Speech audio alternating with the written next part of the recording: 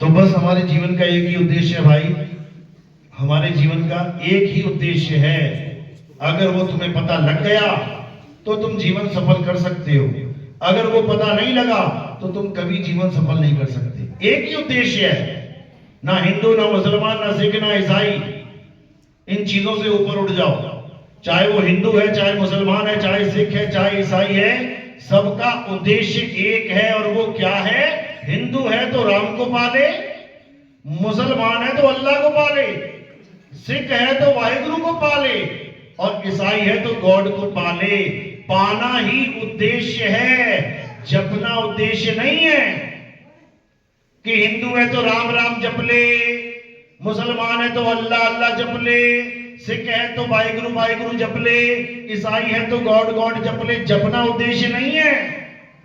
अगर जपना उद्देश्य होता, जपने से मुक्ति मिलती, तुमसे ज्यादा तोता जप लेगा नाम। कभी रटवा के देख लेना, तुमसे बढ़िया बार जपेगा, पूरा दिन वही बोलता रहेगा, तो उसकी मुक्ति हो जाएगी क्या? उसका भी तो मुख शुद्ध हो जाना चाहिए। हम लोग कहते हैं नाम जपने से क्या होता है? मुख शुद्ध हो जाता है। अरे तुम कितना ही नाम जप लो, उसके बाद थोड़ा सा रोटी का टुकड़ा जीभ पे लगा के किसी को खिला के दिखाओ ना, मुख शुद्ध हो गया तुम्हारा। तो खाएगा कोई क्या? कोई नहीं खाएगा, झूठा है। राम राम जप के भी झूठा है। इसका मतलब उस राम नाम में दम ही नहीं है जो झूठे को सूचा कर दे। नहीं कर सकता। अभी कोई हरिजन हो, कोई शूद्र हो, पूरा दिन राम राम राम राम कर रहा है, और क्यों कर रहा है? पंडित जी ने कहा है कि मुख शुद्ध हो जाता है। हरिजन के मुंह से लगा हुआ एक निवाला खा के दिखा दे, तेरे ही राम की पूजा कर रहे हैं, तेरा ही नाम जप रहे हैं, किसी और का नहीं। खा के दिखा दे कोई ब्राह्मण, तब माने कि मुख शुद्ध हो जाता है। नहीं हो सकता। जिस राम से मुख शुद्ध होगा वो कुछ और है। मुख तोड़ो, तुम्हारा जन्म ही शुद्ध हो जाएगा। वो राम क्या है? वो तत्व राम है, वो आत्म राम है। वो ये 52 अक्षरी राम नहीं है कि हिंदी का राम, पंजाबी का राम अलग अलग लेके बैठ गए। प्यास लगती है तो पानी से गला गीला होता है, पानी के नाम से नहीं। इस जीवन में आए हो तो पानी पीने के लिए आए हो, तृप्ति तब होगी। लेकिन गलती से पानी के नाम जपने में लग गए हो, इसीलिए ना तो हिंदू को राम मिल रहा है, ना मुसलमान को अल्लाह मिल रहा है, ना सिख को वाहिगुरु मिल रहा है, और ना ईसाई को गॉड मिल रहा है। बस अपने अपने भगवान, अपने अपने अल्लाह को बड़ा करने में लगे हुए हैं। तेरा वाला छोटा, मेरा वाला बड़ा, इसी में लगे पड़े हैं। उससे पूछो कितना बड़ा है, कितने किलोमीटर का है तेरा भगवान, बताइए जरा। नहीं, वो तो कभी नहीं देखा। जब देखा नहीं तो बड़ा छोटे में कैसे आ गए भाई? वो ना बड़ा है ना छोटा है, वो सबका समान है। लेकिन उसको पहचानने के लिए तुम्हें एक नजर चाहिए। कौन सी नजर? जिसको कहते हैं दिव्य दृष्टि। वो वाली नहीं जो अर्जुन को मिली थी, वो नकली दिव्य दृष्टि थी। नकली क्यों थी? क्योंकि उस दिव्य दृष्टि से परमात्मा के नहीं, काल के दर्शन हो गए थे। काल के दर्शन हो गए थे। परमात्मा के दर्शन क्यों नहीं होते पता है? क्योंकि वो दिखने में आता ही नहीं है। वो दिखने में आता ही नहीं है। वो किसी भी दृष्टि से नहीं देखा जा सकता। वो हुआ जा सकता है। और कैसे होंगे? जब सूरत के द्वारा उसमें समा जाएंगे। जब सूरत परमात्मा में समा जाएगी तो तुम वो हो जाओगे जिसको तुम ढूंढ रहे हो। दिखाई नहीं देगा कि तुम्हारे सामने परमात्मा आके खड़ा हो जाए। अगर परमात्मा को सामने ही खड़ा होना होता, अब तक जन्मों जन्म बीत गए, बीच में आके खड़ा हो जाता ना। हो जा खड़ा बीच में आके, सबको दर्शन दे दे, सबकी मुक्ति हो जाए।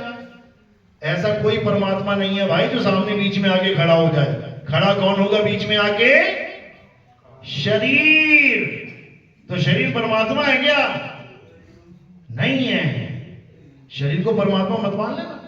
कई लोग कहते हैं कबीर साहब बीच में खड़े हो गए, वो परमात्मा है। कौन से वाले? दाढ़ी मूंछ वाले परमात्मा। पता, परमात्मा की भी दाढ़ी मूंछ होती है, फिर कभी काली हो जाती, कभी सफेद हो जाती है।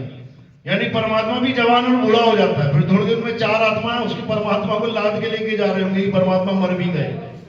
अच्छा, जवान से बूढ़ा हो सकता है, वो बूढ़े से मर भी सकता है। और बोल भी रहे हैं कि वो अजर अमर अविनाशी है। अजर मतलब जो कभी बूढ़ा ना हो, जड़ का मतलब होता है जर्जर अवस्था, बुढ़ापा। अजर यानी जिसे कभी बुढ़ापा ना आ सके। अमर जो कभी मरता नहीं है। अजन्मा जो कभी पैदा नहीं होता। वो बच्चा बूढ़ा जवान हो ही नहीं सकता। क्यों? क्योंकि वो कभी पैदा ही नहीं होता। और जो पैदा हो जाए वो परमात्मा हो ही नहीं सकता। वो परमात्मा हो ही नहीं सकता। तो उसी परमात्मा को जानना है जिसका केवल एक ही अवतार है। आदि अंत एको अवतारा, सोई गुरु समझो हमारा। जो हमारा वाहिगुरु है वो एक ही है, और आदि अंत एक ही अवतारा है। वो एक ही अवतार, लेकिन उसको जानना पड़ेगा, उसको समझना पड़ेगा। कब समझ सकते हो? जब तुम्हारे जीवन में कोई भेदी गुरु आ जाए। मंत्र जपाने वाला नहीं कि राधे राधे जप लो 8 करोड़ बार तुम्हारे आत्मज्ञान हो जाएगा। ये बिल्कुल वैसे ही है जैसे 8 करोड़ बार पानी पानी जप लो और तुम्हारा गला गीला हो जाएगा। हो जाएगा क्या? कभी नहीं हो सकता। इसलिए कबीर साहब ने बार बार नाम का खंडन भी किया है और नाम की महिमा भी गाई है। लेकिन कौन से नाम का खंडन किया है, कौन से नाम की महिमा गाई है, ये किसी के समझ में नहीं आ रहा। कबीर साहब ने उन नामों का खंडन किया है जो इंसानों ने अपनी भाषा के अक्षरों के द्वारा अपने मन से बनाए हैं, उनका खंडन कर दिया है। और उस नाम को जिसको कोई बना ही नहीं सकता, आद सच जुगाद सच है भी सच, नानक होसी भी सच। ये उस नाम की महिमा है। और इस नाम को क्या कहते हैं? सतनाम। ये 4 अक्षर वाला मत समझ लेना कि इसको जपना है। ये उसका गुण है। क्या? कि वो सत्य है। सत्य को ना तो कभी कोई पैदा कर सकता है, ना ही सत्य को कोई मिटा सकता है। तो सतनाम क्या है? मूल मंत्र देखो क्या कह रहे हैं, एक को सतनाम, यानी केवल एक। कौन? सतनाम। कौन है वो? मंत्र है क्या? बिल्कुल नहीं। आगे कह रहे हैं सतनाम कर्ता पुरुष। पुरुष क्या होता है? एक हस्ती होती है, पुरुष कहते हैं जिसको, परमात्मा कहते हैं। यानी सतनाम मंत्र नहीं है, सतनाम ही पुरुष है। सतनाम ही पुरुष है। उसी पुरुष को जानना है आपने बस। एक को सतनाम कर्ता पुरुष, निर्भयो यानी वो किसी से डरता नहीं है। निर्वैर वो किसी को मारता नहीं है। अकाल मूरत, काल भी उसका कुछ नहीं बिगाड़ सकता। समझ लो। और बाकी जितने भी हैं सब काल के मुंह में जाएंगे। A to Z जितने भी अवतार आए हैं सब काल के मुंह में गए, एक भी ना बचा। प्रमाण है पुराणों में, जितने भी अवतार आए हैं सबका खात्मा हुआ है। लेकिन वो कर्ता पुरुष, उसका कोई खात्मा नहीं कर सकता। अकाल मूरत, अजूनी, वो कभी किसी जून में नहीं आता, यानी वो किसी देह में नहीं आता। लेकिन सारे बाबा लोग क्या कह रहे हैं? परमात्मा तेरी देही में है, तेरी देही में है। बता, धक्के खाने के लिए आया यहां पे परमात्मा। देही में कौन आता है? जीव। देह एक बंधन है, ये 5 तत्वों का पिंजड़ा है। 5 25 3 का पिंजड़ा, वाह में तुमको राखे हो, तुमको बिसर गई सुध घर की, महिमा अपनी भागे हो। 5 25 3 का पिंजड़ा, ये पिंजड़ा है। इस पिंजड़े में परमात्मा नहीं रहता। पिंजड़े में कौन रहता है? जीव। बंधन में परमात्मा नहीं रहता, बंधन में कौन रहता है? जीव। तभी कह रहे हैं बहु बंधन में बांधिया एक बेचारा जीव, और केवल छूटे अपने जो न छुड़ाए दीव। यानी अपने बल से कैसे छूटेगा? जो लोग कहते हैं अपने बल से ही छूट जाएगा, एक भैंस तो छूट ना पा रही है, बंधी हुई है बेचारी सुबह से शाम तक। एक हाथी नहीं छूट पा रहा है, शेर नहीं छूट पा रहा है, सबको बांध दिया इंसान ने। तो ये जीव को कौन छुड़ाएगा? इसको परमात्मा छुड़ाएगा। केवल छूटे आपने जो न छुड़ाए पीव। अब जीव और पीव दो हो गए यहां पे। जो लोग जीव को परमात्मा मानते हैं, पारक सिद्धांत वाले, ये कभी भी पीव की बात ही नहीं करते। कहते पीव नाम की कोई चीज नहीं है, जीव ही जीव है बस। यानी गधे, कुत्ते, बिल्ली, बकरा, हाथी, घोड़ा बनते रहो, कभी मुक्ति होने वाली नहीं है। क्यों? क्योंकि ये जीव और प्रकृति यानी जड़ को, दोनों को अनादि मानते हैं। यानी अनादि मतलब जो शुरू से था। और कबीर साहब ने क्या बोला है? जो शुरू से था वो कौन है? परमात्मा। यानी यहां पर दो हो गए शुरुआत में। यानी कितने परमात्मा हो गए? दो अनादि हो गए। तो साहिब क्या कह रहे हैं? अरे भाई रे, दो जगदीश कहां से आया और कहो कौन बौराया? ये इन्हीं लोग के लिए बोल रहे हैं, इन्हीं को कह रहे काहे बौरा गए तुम लोग? क्योंकि ये जड़ चेतन दोनों सत्ता को सत्य मान बैठे हैं। जबकि जड़ क्या है? माया है, प्रकृति है। जड़ एक सपना है, ये स्वप्न है। कह रहे सूरज को कौन बना सकता है, धरती को कौन बना सकता है? ये पहले से ही था। बताओ, तुम्हारे सपने में भी आता है महल, तुम्हारे सपने में भी आता है जंगल, तुम्हारे सपने में भी आता है समुंदर। वो किसने बनाया? जाओ खोज के आओ, वो भी पहले से ही था। अरे ये जड़ और सरगुण निर्गुण ये दोनों कल्पना है। जड़ यानी स्थूल और सपना यानी सूक्ष्म, ये कल्पना है। तुम इसको कैसे सत्य मान बैठे? तुम इसको कैसे अनादि मान बैठे? लेकिन नहीं समझ में आ रहा। वाणी गा रहे हैं, उमा कहूं मैं अनुभव अपना, सत हरि भजन जगत सब सपना। और सपने के जगत को सत्य मान बैठे। सपने में भोले शंकर मिले, सपने में यानी जगत में भोले शंकर मिले, जगत में राम जी मिले। अयोध्या कहां है? जगत में ही है ना। और जगत क्या है? सपना। तो सपने में राम जी आ गए, सपने में कृष्ण जी आ गए, तो सपने का एक अंग सपना होगा, ये सत्य होगा। सपना, तुम्हारे माँ, तुम्हारे बाप, तुम्हारा भाई, तुम्हारी बहन, तुम्हारा सारी दुनिया एक सपना है। सपने में जो भी मिल रहा है वो सपने का ही अंग है। सत्य क्या है? सत्य हरि भजन। यानी जो गुरु तुम्हें नाम देगा वो तुम्हें सपने से परे का नाम देगा, वो सपने वाला नाम नहीं देगा। यानी जो कुछ तुम सपने में देख रहे हो, गुरु उससे तुम्हें छुड़वा देगा। तुम्हें मंदिर दिख रहा है ना दुनिया में, दुनिया क्या है? सपना। मंदिर भी सपने में ही है, छुड़वा देगा सपना। मस्जिद दिख रही है ना, दुनिया में दिख रही है ना, सपना है ना, मस्जिद छुड़वा देगा ना। चर्च दिख रही है ना, गुरुद्वारा दिख रहा है ना, कहां दिख रहा है? सपने में छुड़वा देगा।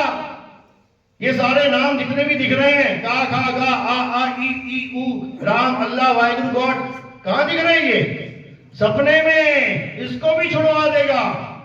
ये सारी आवाजें जितने भी तुम सुन रहे हो, ये सारी आवाजें सपने में हैं, इसको भी छुड़वा देगा। और क्या लिखाएगा? सत्य हरि भजन।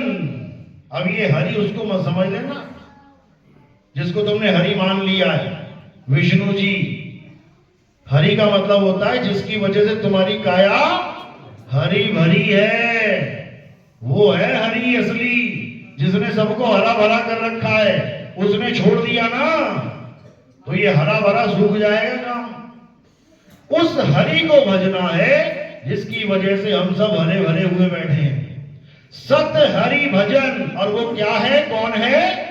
उसको आत्म राम कहते हैं। आत्म राम समझ लो, दशरथ पुत्र राम नहीं, आत्म राम।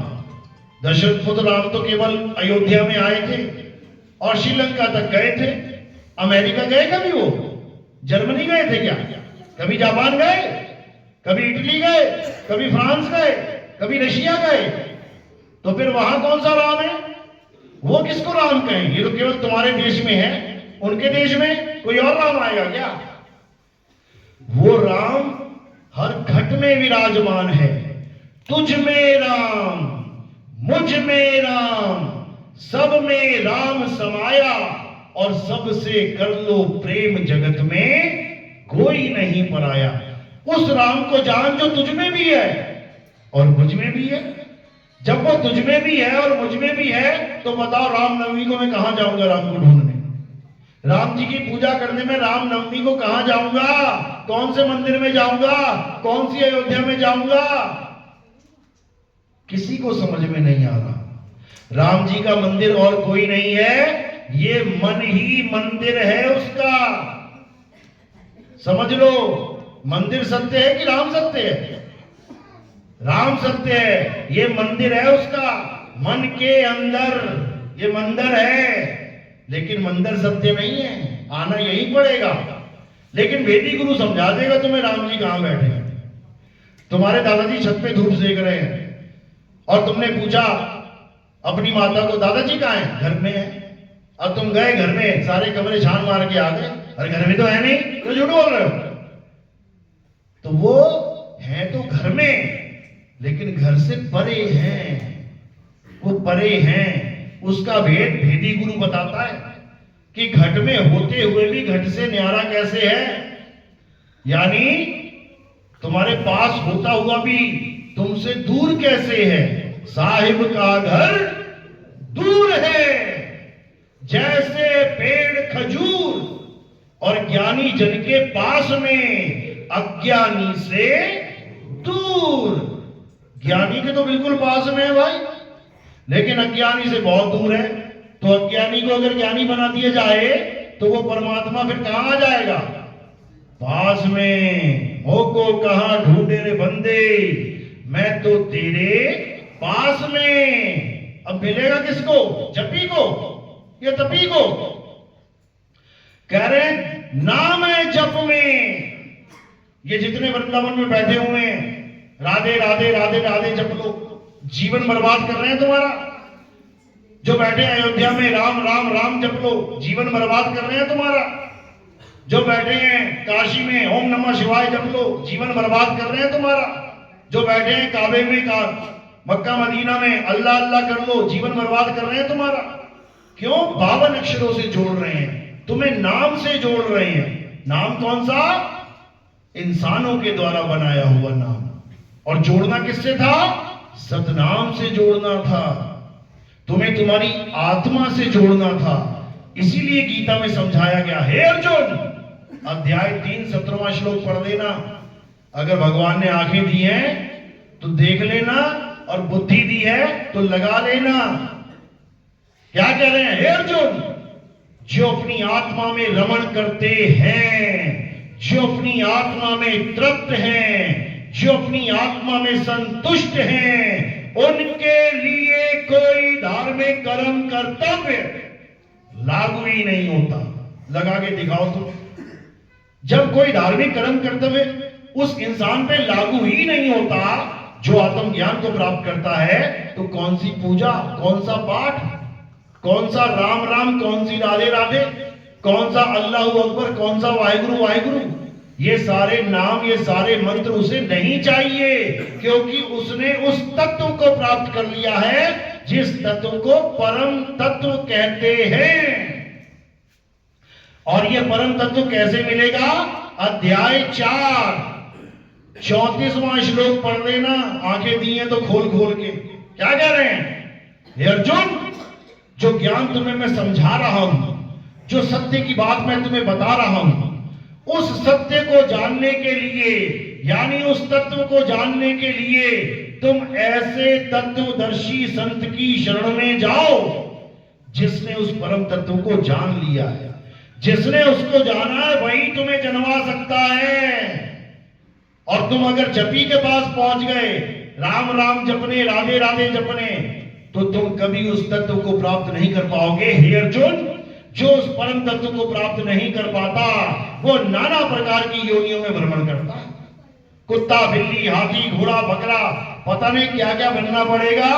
और ये मत सोचना किसने देखा। अभी निकल के जाओ, बाहर दिखने लग जाएंगे तुम्हें। अभी तुम्हें 2 4 5 गली में कुत्ते दिख जाएंगे। उनसे पूछ लेना, भैया तू कुत्ता क्यों बन गया? मैं तो आदमी बना हुआ था। तू काहे कुत्ता बन गया? बना नहीं है, बना दिया गया है। तो तुम बने नहीं हो इंसान, बना दिए गए हो। कौन बनाता है पता है? कौन बनाता है? ये 184 कौन दे रहा है? परमात्मा दे रहा है। परमात्मा अपने बच्चे को सुअर बनाएगा, गटर में घुसाएगा, नाली में घुसाएगा, नाली का कीड़ा बनाएगा। शर्म आनी चाहिए उन लोगों को जो ये कहते हैं कि परमात्मा 184 बनाता है। अरे परमात्मा 184 से छुड़वाता है। ये 184 कौन बनाता है? ये काल भगवान बनाता है। ये मन और माया का खेल है। इस 184 से बचना है तो परमात्मा की शरण में जाओ, वही इस बंदी को छुड़वा सकता है। इसलिए उसका नाम बंदी छोड़ है। बंदी छोड़ समझ लो। बंदी का मतलब होता है जो बंधन में है। अब कोई बांधेगा तभी तो बंधन में है, या बिना बांधे बंधन में आ गया। तो कौन बंधन में है? जीव। और बंधन में उसको डालता कौन है?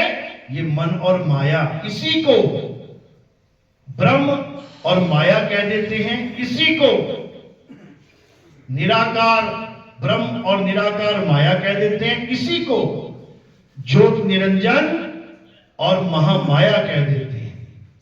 इन्हीं का राज है इस 3 लोक में।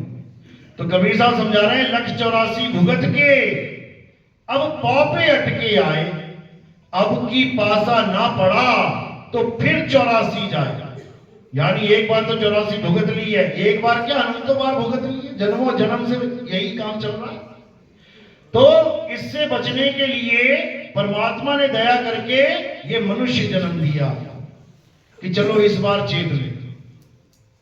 साहिब कबीर बकस जब लीना, सुर नर मुनि सब खुदड़ी लीना। ये खुदड़ी जो है ना तुम्हारे पास, ये परमात्मा की कृपा से होता है। 184 जून सवाई, ये किसी और का काम है। मानस को प्रभति बढ़ाई, ये किसी और का काम है। इस पौड़ी ते जो नर चूके, आए जाए दुख पाए। ये परमात्मा का काम है। तुम्हें इंसान जन्म दे दिया गया है। अब तुम्हारा क्या फर्ज बनता है कि तुम उसके असली नाम को जानना। कहते हैं ना एक तू सच्चा, ये तो सबको पता है। तेरा नाम सच्चा ये ढूंढना है, क्योंकि तेरा नाम सच्चा के साथ तेरा नाम कच्चा वाला भी मार्केट में चल रहा है। एक सच्चा है और एक कच्चा है। एक असली हीरा है, वो सच्चा है, पक्का है, घन की चोट सह लेगा। और एक नकली हीरा है, वो 2 मिनट लगेंगे उसको, चूरा चूरा हो जाएगा। तो पक्का नाम और कच्चा नाम, इसको समझना पड़ेगा। सिखों में कहते हैं ना ये पक्की वाणी है, ये कच्ची वाणी है। वो इस भेद को नहीं जानते कि कच्ची वाणी पक्की वाणी कहते किसे हैं। वो ये समझते हैं कि जो गुरु ग्रंथ साहब में वाणी दर्ज है वो है पक्की वाणी, और जो गुरु ग्रंथ साहब में नहीं है वो है कच्ची वाणी। जबकि ऐसा नहीं है, ऐसा बिल्कुल नहीं है। कबीर साहब के मान के चलो 5 लाख श्लोकों में से 5 लाख भी कम बोल दिए होंगे मैंने, इतने श्लोक बोले उन्होंने, इतने दोहे बोले, उनमें से मात्र 500 उठा लिए गए। कितनी वाणी है गुरु ग्रंथ साहब में? 500 श्लोक उनके डाल दिए गए। अब तो क्या 500 जो डाले गए 5 लाख में से वो पक्के हो गए और बाकी के वो कच्चे हो गए? ऐसा नहीं है भाई। नामदेव जी की इतनी वाणियां हैं, उसमें से चंद वाणी उठा के गुरु ग्रंथ साहब में डाल दी गई, तो वो वाणी पक्की हो गई और बाकी जो नामदेव जी ने बोली है वो कच्ची हो गई। ऐसा नहीं है भाई, ऐसा बिल्कुल नहीं है। कच्ची वाणी और पक्की वाणी को समझ लो। कच्ची वाणी टूट जाती है और पक्की वाणी अखंड है। कबीर साहब समझा रहे हैं अखंड साहिब का नाम और सब खंड है। खंड मेर सुमेर, खंड ब्रह्मंड है। कबीर साहब समझा रहे हैं कि पक्की वाणी क्या है? केवल परमात्मा का सच्चा नाम पक्की वाणी है, और बाकी ये 52 अक्षरों के द्वारा लिखी जाने वाली वाणी कच्ची वाणी है। इन 52 अक्षरों के द्वारा सारे ग्रंथ भर डाले, कच्ची वाणी है। अंग नंबर 340 पे गुरु ग्रंथ साहब में क्या लिखा है? 52 अक्षर लोक त्रय, सब कुछ इन्हीं माही, ये अक्षर खिल जाएंगे। अगर पक्की वाणी है तो कैसे खिल जाएंगे?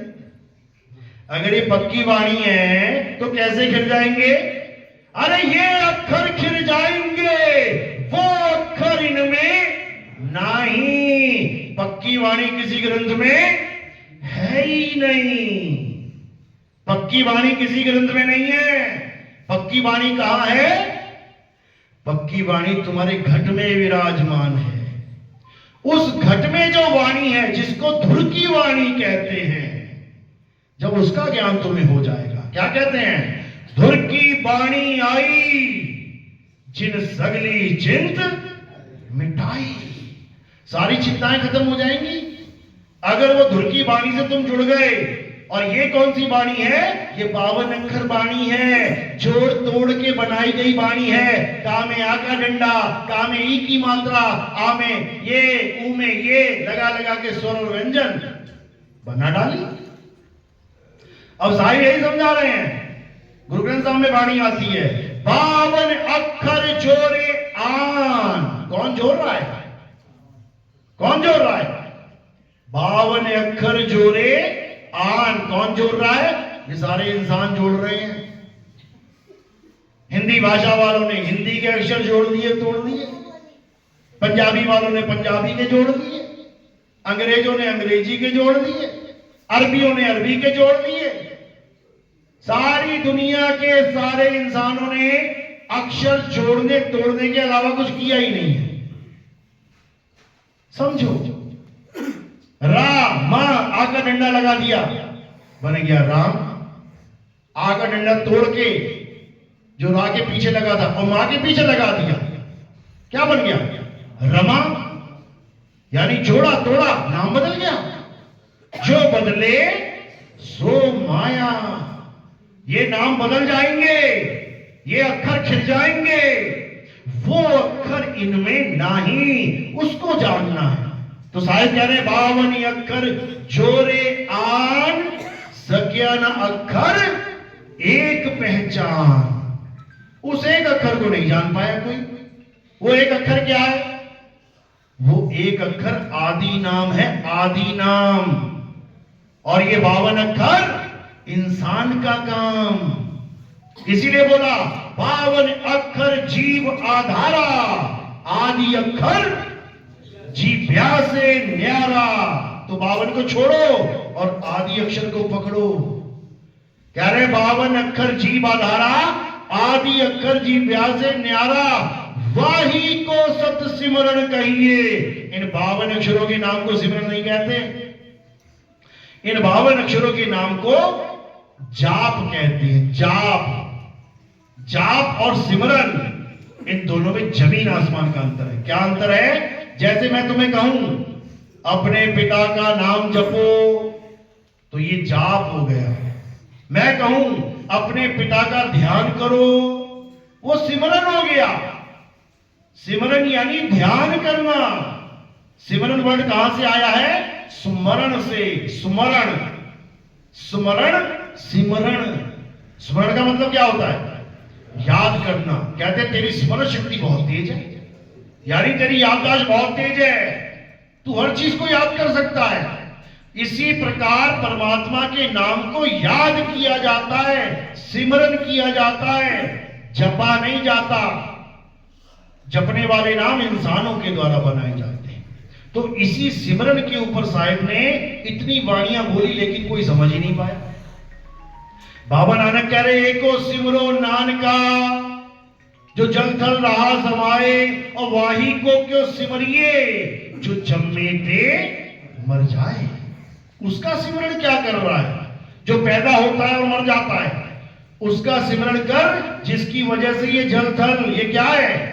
ये 5 तत्व हैं, जिसकी वजह से ये 5 तत्व जीवित हुए बैठे हैं, जिसकी वजह से ये काया जीवित हुई बैठी है, उस आत्म तत्व को जान। तत्व ज्ञान है ये, मंत्र ज्ञान नहीं है।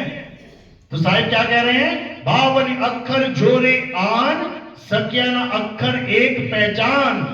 सत्य का शब्द, दो चीजें आ गई। एक आ गया सत्य, सा और ता। एक है सत्य का शब्द। अब ये शब्द क्या है? यानी सत्य का शब्द, यानी सच्चा कौन? शब्द। झूठा कौन? शब्द। कौन सा झूठा, कौन सा सच्चा? इन दोनों को जान लो। बोलने लिखने पढ़ने वाला झूठा और सिमरन करने वाला सच्चा। पानी पानी जपना झूठा और पानी पीना सच्चा। पानी पानी जपना नाम है और पानी पीना तत्व ज्ञान है। तत्व की बात चल रही है। तो क्या कह रहे हैं? सत्य का शब्द कबीरा कहे, पंडित होए सो अनपढ़े रहे। पंडित जन को एवं व्यवहार और ज्ञानवंत को तत्व विचार। यानी ज्ञानवंत कभी अक्षरों के चक्कर में नहीं पड़ेगा, 52 अक्षरों के चक्कर में, जोड़ने तोड़ने वाले अक्षरों में। ज्ञानवंत को तत्व विचार, यानी ज्ञानवंत अपने तत्व ज्ञान को धारण करेगा। इसी को भी गीता में बोला गया है। अर्जुन, 4 प्रकार के मेरे भगत हैं। पहला कौन है? जो दुनिया की चीजों के लिए, दुनियावी पदार्थों के लिए मेरी भक्ति करता है। हे कृष्ण जी मुझे नौकरी मिल जाए, हे कृष्ण जी मेरी शादी हो जाए, हे कृष्ण जी मेरा मकान बन जाए। है तो मेरा ही भगत, लेकिन बहुत लो लेवल भगत है। इसका कुछ नहीं होने वाला।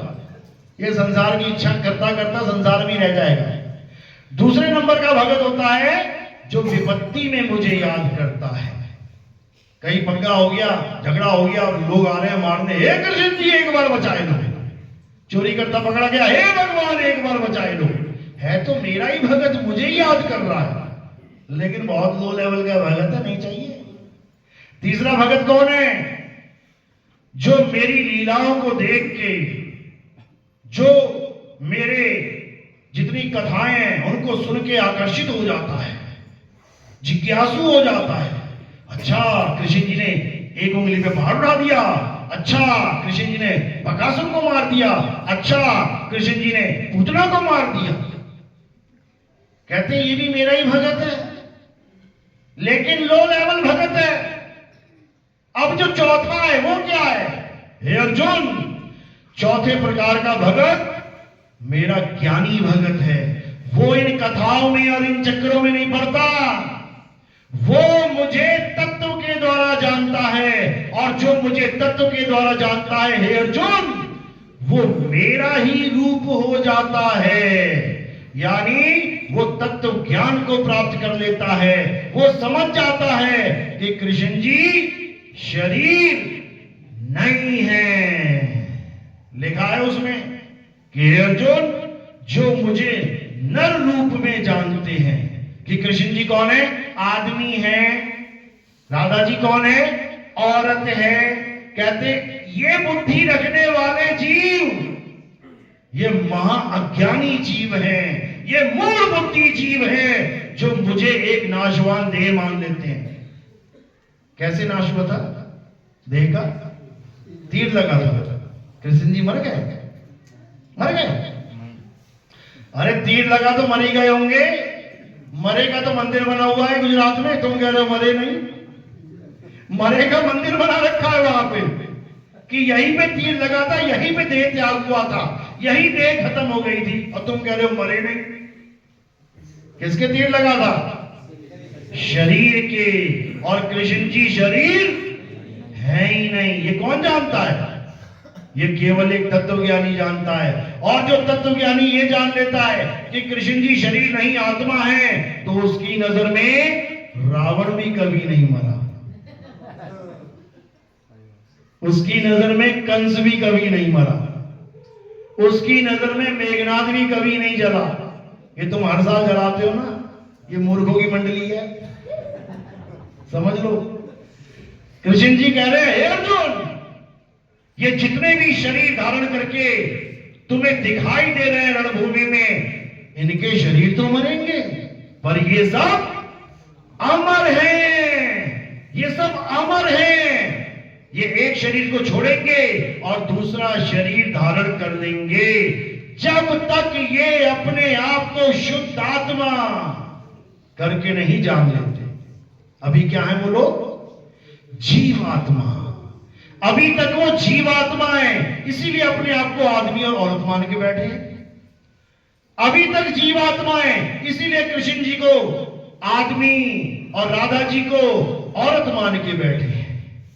जिस दिन ये अपने आप को शुद्ध आत्मा करके जान लेंगे, उस दिन इनके लिए कृष्ण जी और राधा जी शरीर नहीं रह जाएंगे। इनके लिए ना तो कभी शरीर पैदा हुआ, कृष्ण जी पैदा हुआ, और ना ही कभी कृष्ण जी का अंत होगा। इनके लिए शरीर पैदा हुआ और शरीर का अंत होगा। तो ये ज्ञान कब होगा? जब तुम्हारे जीवन में कोई आत्मज्ञानी गुरु आ जाएगा। ये जपी तपी सन्यासियों के बस की बात नहीं है भाई। वो तो कृष्ण जी छोड़ो, पत्थर को भगवान मान के बैठ गए। समझ लो, पत्थर कभी भगवान नहीं हो सकता, कभी नहीं, कभी भी नहीं हो सकता। जड़ है, चल नहीं सकता, खा नहीं सकता, पी नहीं सकता, बोल नहीं सकता। इसलिए आत्मा को जानो, आत्मा की सत्य। तो अब क्या करना है? अब हमने ऐसे गुरु को धारण करना है जो हमें हमारी आत्मा का ज्ञान दे, ना कि हमें किसी और का नाम जपवाए। अच्छे से समझ लो, हमें हमारी आत्मा का ज्ञान दे मतलब हमें हमारा अपना पर्सनल नाम दे। मुझे मेरा निज नाम दे, मुझे मेरे नाम के बारे में बताए कि मेरा नाम क्या है। मुझे भगवानों के नाम बहुत सारे याद है, गुरु जी से ज्यादा मैं रट के बैठा। गुरु जी को तो 4 5 7 आते होंगे। कहो चेले जी को 108 नाम पता और राम जी के गुरु जी ना बता पाए, तो गुरु से बड़ा तो चेला ज्ञानी हो गया। नाम का ज्ञानी नहीं होना है। कौन सा ज्ञानी होना है? आत्मज्ञानी होना है, आत्मज्ञानी। तो आत्मज्ञानी क्या करता है? आत्मज्ञानी कभी किसी का नाम नहीं जपता। वो क्या करता है? वो अपना निज नाम धारण करता है। इसीलिए कबीर साहब ने वाणी में बोला, 3 गुणों की भक्ति में ये भूल पड़ा संसार, और कहे कबीर निज नाम बिन। किसके नाम बिन? निज नाम। निज क्या होता है? तुम्हारा नाम। क्या नाम है आपका? मनवर, बनवारी। अब ये सोच के बैठ रहे हैं मेरा नाम बनवारी है, इसीलिए बन बन भटक रहे हैं। इनका नाम बनवारी नहीं है, दे दिया गया। किसने दिया? माता पिता ने। माता पिता ने भी नाम दिया, दान में दिया, पैसा तो नहीं लिया था, फ्री में दिया ना। इसको भी दान में दिया, इसको भी नामदान कहते हैं। माता पिता ने नामदान दे दिया। एक नामदान गुरु देगा। कहते ना हम नामदान लेने जा रहे हैं। आजकल तो नामदान भी पैसे में मिलता भाई, लेकिन कहने में आता है नामदान लेने जा रहे हैं। अब गुरु कौन सा नाम देगा? निज नाम देगा। तो निज नाम तो बनवारी बोल दिया, तो गुरु क्या कहेगा? अरे ऐसे गुरु बैठे जो तुमसे तुम्हारा नाम पूछेंगे, जैसे मैंने पूछा। वो कहेंगे क्या नाम है तेरा? बनवारी। बनवारी बनवारी जब। तेरा नाम क्या है? सुलेखा। सुलेखा सुलेखा जब। पता लगा बनवारी ने थोड़े दिन बाद अखबार में निकाल दिया, मेरे नाम बनवारी नहीं, मेरा नाम पनवारी है। अब गुरु जी का भाई इसने नाम ही बदल दिया, क्योंकि तुम्हारे नाम बदल सकते हैं, तुम जब मर्जी बदलवा लो। अखबारों में जाके देखो। मैं ये घोषणा करता हूं कि मेरा आज से मेरा नाम महेश नहीं, मेरा नाम रमेश है, 50 दिखा दूंगा मैं, तो निज नाम भी बदल गया। ये गुरु भी ठग हैं। ये तुम्हें 52 अक्षर नाम दे रहे हैं, जो माता पिता ने दिया वही तुम्हें चेप दिया, जबकि हमारा असली नाम क्या है? कबीर साहब वाणी में समझा रहे हैं, विवेकी होगे पकड़ लोगे। क्या कह रहे हैं? निज नाम क्या होता है? अरे सत्य स्वरूपी नाम साहिब का, सो निज नाम हमारा। अब बताओ कौन सा नाम है? सत्य स्वरूपी। यानी मेरा निज नाम क्या है? सत्य स्वरूप ही मेरा निज नाम है। और ये कौन सा स्वरूप है? असत्य स्वरूप। कबीर साहब को आदमी मानोगे, असत्य स्वरूप पकड़ लिया है। रविदास जी को आदमी मानोगे, असत्य स्वरूप पकड़ लिया है। कृष्ण जी को आदमी मानोगे, असत्य स्वरूप पकड़ लिया है। और अगर सबको आत्मा जान लिया तो सत्य स्वरूप ही पकड़ लोगे। तो ये कब पकड़ोगे? जब तुम खुद को जानोगे। ऐसा नहीं हो सकता कि तुम खुद को जाने बिना नितिन दास को जान लो। तुम्हारे जन्म बीत जाएंगे। तुम्हारे जोड़ो, तुम्हारे अब्बू के जन्म बीत जाएंगे। अब्बू जोड़ो, तुम्हारे दादा, परदादा, लकड़दादा, अकड़दादा, सबके जन्म बीत जाएंगे। तुम सोच भी नहीं सकते कि नितिन दास का स्वरूप क्या है। नितिन दास का स्वरूप तुम तब जान पाओगे जब तुम अपना स्वरूप जान लोगे। तब तुम्हें समझ में आएगा जो सामने बैठा है वो कौन है। जो तू सो हम। मेरे गुरु ने मुझे मेरा स्वरूप बता दिया और मेरे गुरु का भी स्वरूप वही है। तो ही मोही, मोही तो ही अंतर कैसा। ये तब समझ पाओगे, नहीं तो ये दाढ़ी देखते रह जाओगे, काली थी और सफेद हो रही है। समझ लेना। इसलिए ना तो कभी गुरु को शरीर मानना है, ना कभी खुद को शरीर मानना है। जो खुद को शरीर मानेगा या जो अपने गुरु को शरीर मानेगा, 101% वो मां के गर्भ में जाएगा। कोई माई का लाल नहीं बचा सकता उसको। इसलिए अब इस खेल को खत्म कर दो। अब तुम शरीर नहीं हो, अब तुम क्या हो? आत्मा हो, शब्द हो।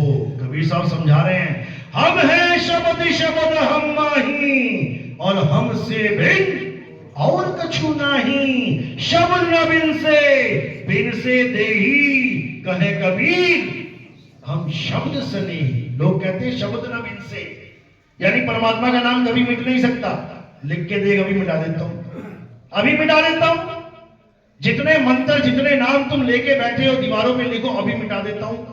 कबीर साहब इन शब्दों की बात नहीं कर रहे हैं। वो इन शब्दों की बात नहीं कर रहे हैं। वो मिटने और लिखने वाले शब्दों की बात नहीं कर रहे हैं। अंग नंबर 340 गुरु ग्रंथ साहब ने क्या लिखा है? ओंकार आदि में जाना, लिखे और मेटे ताही ना माना। मैं उसको नहीं मानता जो लिखने और मेटने में आ जाए। मैं उसको जानता हूं जो आदि सच, जुगाद सच, है भी सच, नानक होसी भी सच। इसके अलावा सब झूठ है, सब झूठ। तो जब तक अपने स्वरूप को नहीं जान लोगे तब तक भूल जाओ कि तुम्हें निज नाम मिला है। तुम्हें मंत्र मिल गया है, मंत्र ज्ञान। और कबीर साहब क्या कह रहे हैं? तंत्र मंत्र सब झूठ है, इनमें ना उलझे कोई, सारे शब्द जाने बिना कागा हंस ना होए। अब ऐसे भी गुरुजी बैठे हैं जो कान में सारे शब्द टपका देंगे तुम्हारे। कहेंगे जरा बेटा तुम जाओगे, कान में कहेंगे फू, चलो जी हो गया सार शब्द। फू नहीं, ये थू है, ये थू है। ऐसे नाम पे थू है। इसको कनफुक्का गुरु कहते हैं। कबीर साहब कह रहे कनफुक्का गुरु हद का और बेहद का गुरु और जब बेहद का गुरु मिले तब लहे ठिकाना ठौर। तब मिलेगा वो गुरु, तब मिलेगा वो परमपिता परमात्मा, जब तुम्हें सार शब्द का भेदी गुरु मिल जाएगा। और जो लोग कहते हैं सार शब्द नाम की कोई चीज नहीं होती, अज्ञानी जीव है। कबीर साहब क्या समझा रहे हैं? सार शब्द कही बाची हो, मानो एतबारा, अक्षर पुरुष पेड़ और निरंजनवा की डारा। कह रहे अगर बचना चाहते हो काल जाल से तो सार शब्द को जान लो भाई। बिना सार शब्द के ये काल हारने वाला नहीं है। एक कुत्ते को नहीं हरा सकते तुम। लड़के देख रहे हैं पिटबुल से, तुम्हारी नानी याद करवा देगा वो। लेकिन अगर तुम्हारे पास लठ है ना, खींच के मार देना एक बार से, ना टाउन टाउन करने लगा तो नाम बदल देना मेरा। कुत्ते को भी लठ चाहिए, तो वो तो काल है, मंत्रों से हार जाएगा क्या? तुम कुत्ते को मंत्रों से कंट्रोल नहीं कर सकते, तो वो तो काल है, किससे हारेगा? कहते सार शब्द आए जही विधि हाथा, तेही विधि काल नवावे माथा। कुत्ते को कंट्रोल करने के लिए हाथ में लठ चाहिए, और काल को कंट्रोल करने के लिए सार शब्द चाहिए। और जिसके पास सार शब्द नहीं है, फिर बेटा हिसाब लगा लो, 3 बार भूख लगती है उसे। सुबह ब्रेकफास्ट में, दोपहर को लंच में, और रात को डिनर में। फिर तुम्हारा बिरयानी बनने वाला है बस थोड़े दिनों में।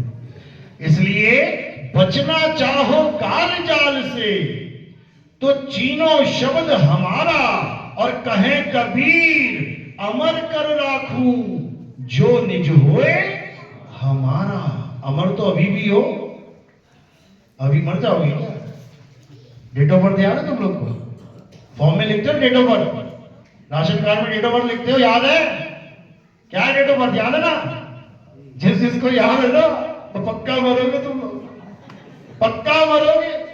जिसने अपनी डेट ऑफ बर्थ याद कर ली, हैप्पी बर्थडे मना रहा है, बेटा पक्का मरेगा, क्योंकि तुम्हारा हैप्पी बर्थडे कभी होता ही नहीं है। You are immortal.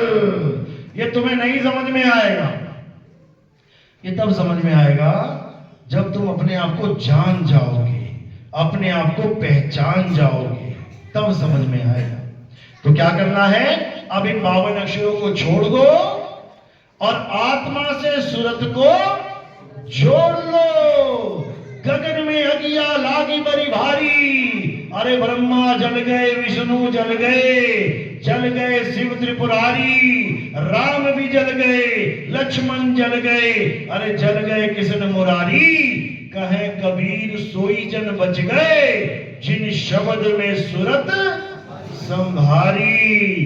गगन में अगिया लागी बड़ी भारी। बोलिए परम पिता परमात्मा की सदा ही जय हो। साहिब बंदी की सतनाम। मेरी बात समझ में भी आ रही है कि हवा में जा रही है? किस किस के समझ में आ रही है? हाथ खड़ा करो। बहुत बढ़िया। अभी त्योहार आने वाले हैं, अभी मंदिर सजने वाले हैं, और सारे भगत वहीं मिलने वाले हैं। तू क्या कर रहा है यहाँ पे? अरे सोचा भक्त पूजा करा।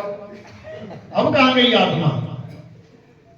ऐसा मत करना भाई, ये इंसान जन्म है। अगर निशाना चूक जाए तो 84 में निकलना पड़ जाएगा तुम्हें। इसलिए बोला गया है निशाना कोई मारे संत सुजान। आत्मा के सिवा किसी पर भी भरोसा नहीं करना है। आत्मा ही अमर है, अजर है, अखंड है, अविनाशी है। और आत्मा को कौन प्राप्त करेगा? जीव। जीव प्राप्त करेगा आत्मा को, आत्मज्ञान को। आत्मा को जीवात्मा मत समझ लेना। आत्मा सो परमात्मा, यानी उच्चतम अवस्था को आत्मा कहते हैं और नीचे की अवस्था को जीव कहते हैं। इसको अच्छे से समझ लेना। चलो तो आज का सत्संग यही समाप्त करते हैं। नाम दीक्षा वाले कौन है? हाथ खड़ा करो। पहली बार जो आए दीक्षा लेने, प्रथम दीक्षा। दूसरी दीक्षा वाले कौन है? हाथ खड़ा करो। चलो काफी लोग हैं, बहुत अच्छी बात है, मालिक की कृपा है। ये जीव जाग रहा है, शुक्र मनाओ कि इस वेला में, इस समय ये सत्संग चल रहा है। नहीं तो इतने बाबा हैं, तुम गिन नहीं पाओगे। और तुम्हारे इतने जन्म करवा देंगे, वो भी तुम गिन नहीं पाओगे। इसलिए मालिक की कृपा है कि अब ये मूल ज्ञान आ गया है, जिसके लिए कबीर साहब ने धर्मदास जी को भी बोला था, धर्मदास मेरी लाख दुहाई, ये मूल ज्ञान बाहर ना जाई। पवित्र ज्ञान तुम जग में भाखो, मूल ज्ञान गुपत कर राखो। मूल ज्ञान बाहर जो परही, पिछली पीढ़ी हंस न तरही। मूल ज्ञान तब लग छुपाई, जब लग द्वादश पंथ न मिल जाए। तो द्वादश पंथ का ज्ञान खत्म हो चुका है, सिलेबस कंप्लीट हो चुका है। अब आगे डिग्री कॉलेज में जाना है भैया, 12 से आगे कॉलेज ही होता है। तो अब डिग्री कॉलेज में जाना है और ग्रेजुएट बन के निकलना है। चलो बोलिए परमपिता परमात्मा की जय हो। साहिबन की सतनाम। अब आरती का समय है, आरती कैसे करते हैं समझ लो।